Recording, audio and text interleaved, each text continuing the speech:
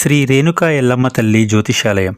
మీకు ఎటువంటి సమస్యలు ఉన్నా సరే గురువుగారు ఒక ఫోన్ కాల్ ద్వారా మీ సమస్యను క్లియర్ చేస్తారు. ఆర్థిక సమస్యలు, అప్పుల బాధలు, సంతాన సమస్యలు, విదేశీ ప్రయాణాలు, కోర్టు సమస్యలు, భార్యాభర్తల మధ్య కలహాలు, ప్రేమ సమస్యలు, రియల్ ఎస్టేట్ సమస్యలు, నమ్మిన వ్యక్తి మోసం చేసిన సమస్యలు, మీకు ఎటువంటి సమస్య ఉన్నా సరే 100% గురువుగారు మీ ప్రాబ్లంని క్లియర్ చేస్తారు. ఒకసారి గురువుగారికి కాల్ చేయండి. నేను కూడా కాల్ చేశాను. గురువుగారు నా సమస్యను క్లియర్ చేశారు. స్త్రీ పురుష వశీకరణం 100% చేయబడును.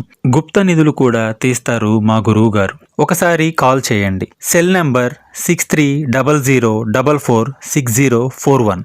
ఒక స్త్రీ ఇంటి ముందుకొచ్చి దాడి చేస్తుంది. మీరు గుండె ధైర్యంతో ఉండండి. ఏం జరగబోతుందో ఈ వీడియోలో తెలుసుకుందాము. వీడియో నచ్చితే తప్పకుండా ఒక చిన్న లైక్ చేసి మా ఛానల్ ని సపోర్ట్ చేయండి. ఇక ఆలస్యం లేకుండా వీడియోలోకి వచ్చేద్దాము. నిత్యము కూడా గ్రహాల కదలికల్లో మార్పులు ఉంటాయి. ఈ రోజు మాత్రం మోసపూరితమైన సిచ్యుయేషన్ లోకి వెళ్లబోతున్నారు.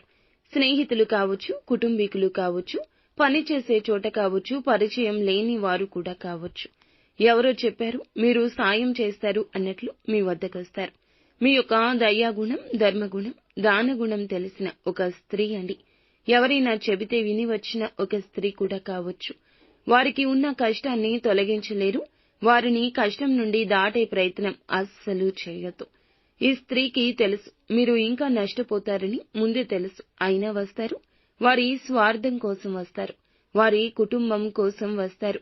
వారి కష్టం నుండి బయటపడితే చాలన్నట్లు వస్తారు. ఏదైనా కావచ్చు, షూరిటీ సంతకాల విషయం కావచ్చు, ధనం గురించి కావచ్చు, ఇతర మార్గంలో అయినా మిమ్మల్ని నష్టపరచడానికి వస్తారు. సకల కుయుక్తులు పన్నుతారు. ఎంతో నటిస్తారు. చివరి వరకు కూడా అడుక్కున్నంత పని చేస్తారు. కాళ్లు పట్టుకుని ప్రాధేయపడతారు.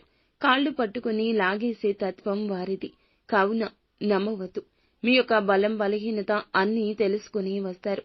సాయం కోసం వచ్చేవారు రెండు రకాలుగా ఉంటారు. నిజాయితీగా ఉంటారు.